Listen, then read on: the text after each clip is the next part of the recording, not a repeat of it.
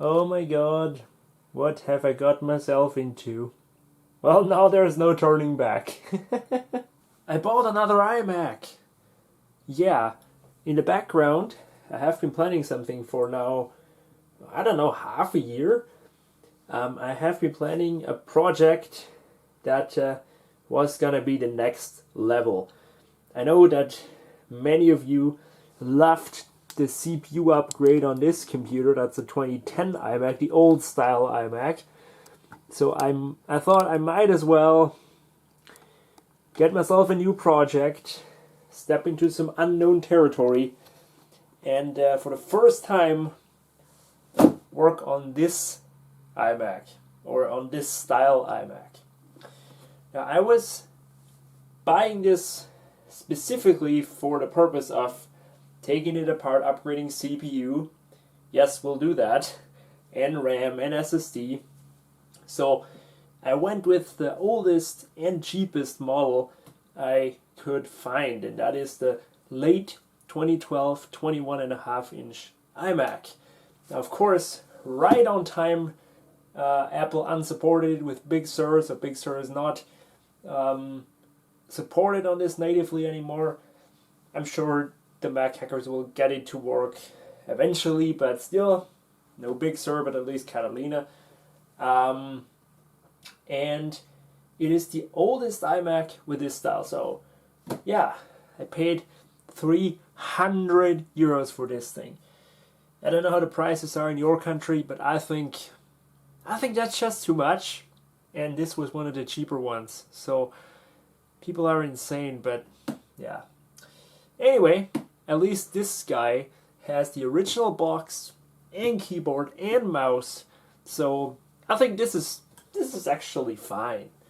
So why don't we take a look in the box? I've never unboxed an iMac of this generation, this style before, so yeah, that's something new to me as well. Let's set it down there.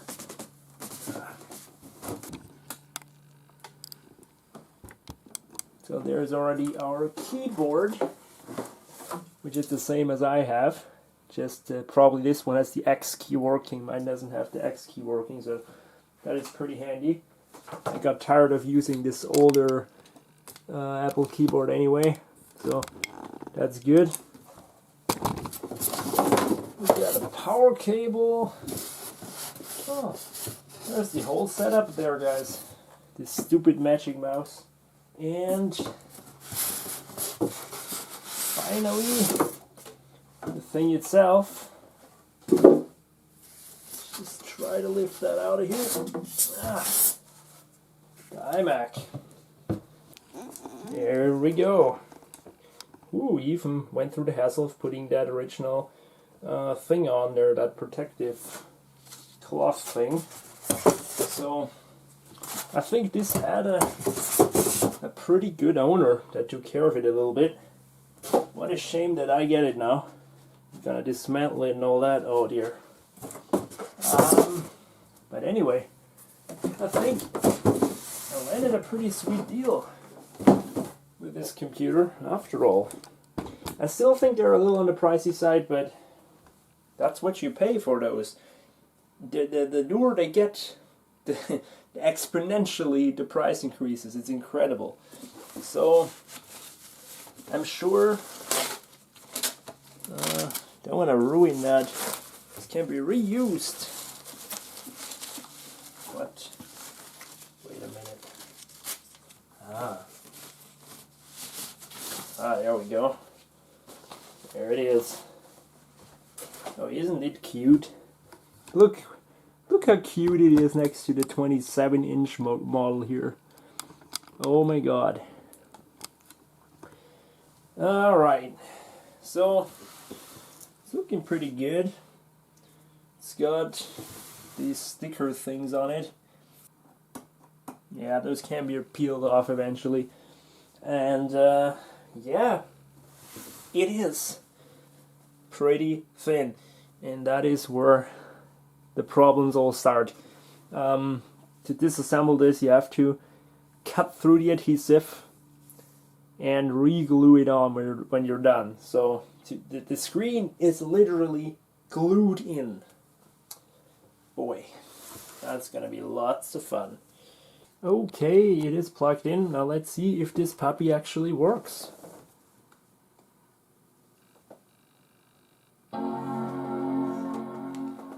Alright, looking good. Alright, successful boot, but unfortunately the guy has set up password. So I tried all the regular stuff, but none of them would let me in. So the first thing we'll do with this iMac is remove the password. So the Mac is finally in recovery after half a day of booting into it. This hard drive isn't that healthy anymore, I'd say. It takes very long, very, very long to do anything. But let's just try. Reset password, yep. So, yeah. Yeah.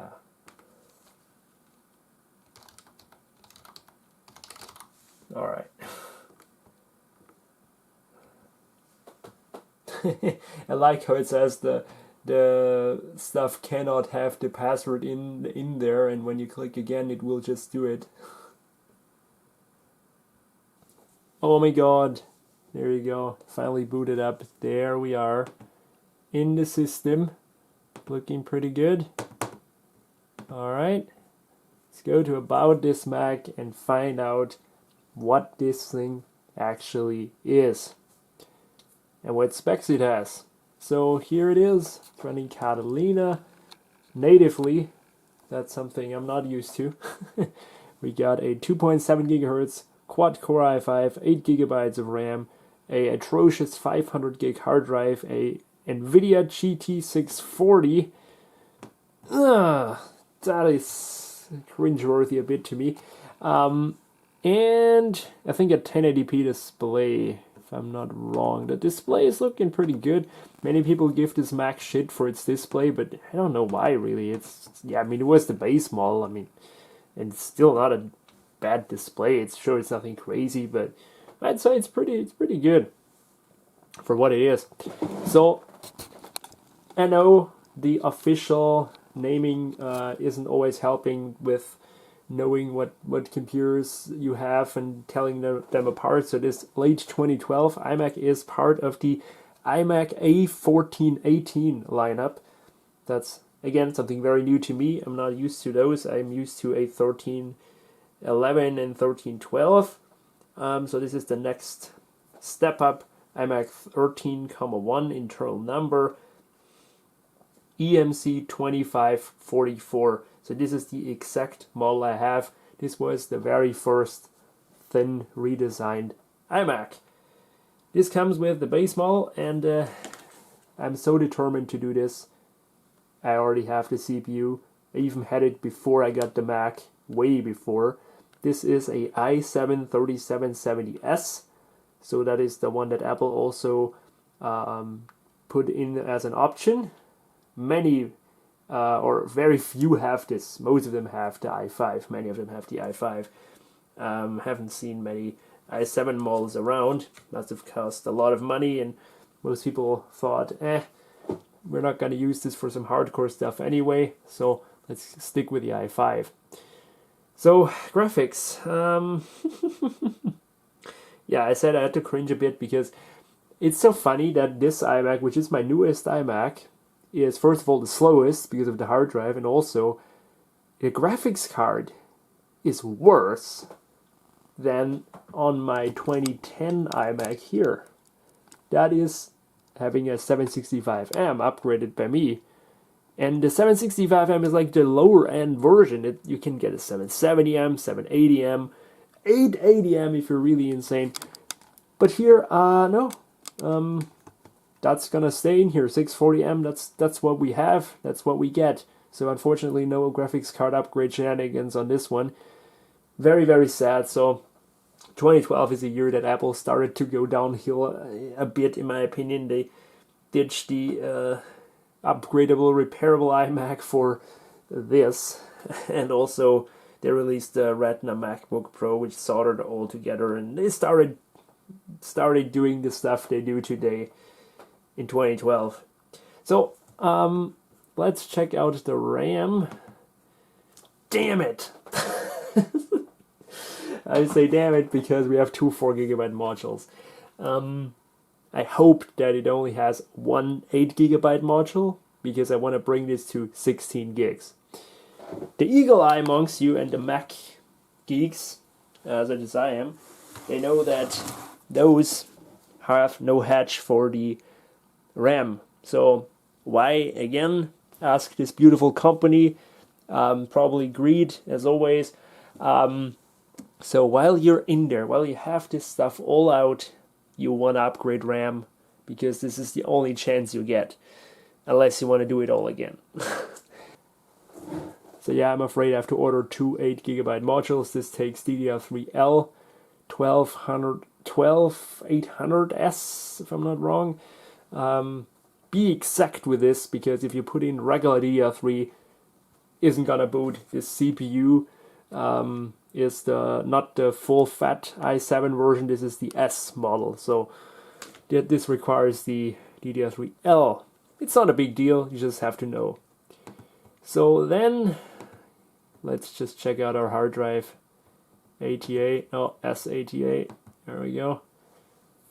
That is also a big problem with these iMacs. Oh, you have a terabyte. Haha, so this guy advertised it wrong. He said, oh, 500 gig hard drive. But it has actually a terabyte. This has a 400 RPM hard drive, and it is painfully slow, and it's just unusable. That's what I think. So we'll have to change out this for an SSD, of course. I'm still deciding on whether I go with a 500 gig or even a terabyte. Depends on what deal I can get. But definitely 500 gigs, at least. And so that will be our project. We will bring this to the max specifications. 3770S, 16 gigs of RAM, a sweet SSD. And I also have here the tools needed, at least some of them. This is here the iMac opening tool, like a pizza cutter style tool, which you can slide around. We'll have lots of fun with this. And the adhesive strips for gluing the display back in. So all of this sounds like fun. And of course, David will help me with this. I already talked to him about this project for now, I don't know, half a year, maybe even longer. And I just never could find one of those where I'm willing to spend the money on. And did I overpay? I don't know, guys, you tell me.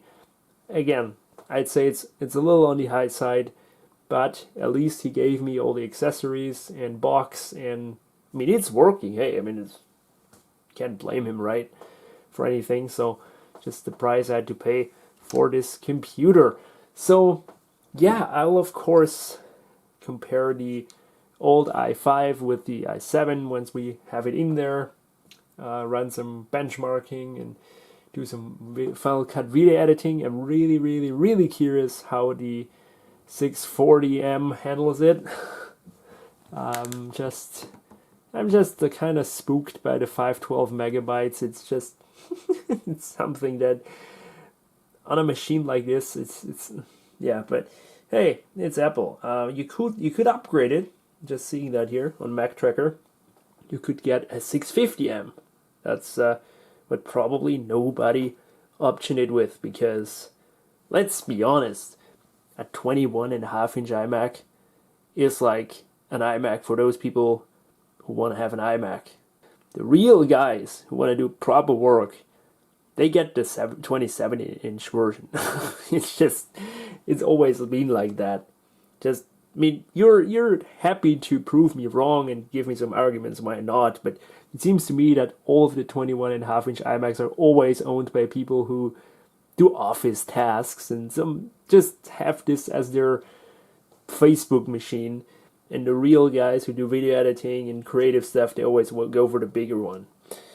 But hey, I mean, I'm giving this computer lots of crap. It's actually a nice computer, and I think once we have it to the point where it has the i7, the SSD, it will become a really fast, usable computer, and that's our target. So I hope you are also looking forward to this. We are definitely looking forward to this. This is going to be lots of fun, and we hope that we don't ruin it. I hope that we will get it right, that we will have this thing booting and working. So guys, what do you think? This is my project for the future. Have I taken on too much? Well, probably. I've never worked on this type of iMac before, and this is also the reason why I do this project. I finally want to disassemble one of those and learn a little bit about it, because until this point they've always been too expensive, and we're finally getting somewhere where I'm willing to learn, get a project machine, and just tinker around with it. So, thanks for watching, and see you later then.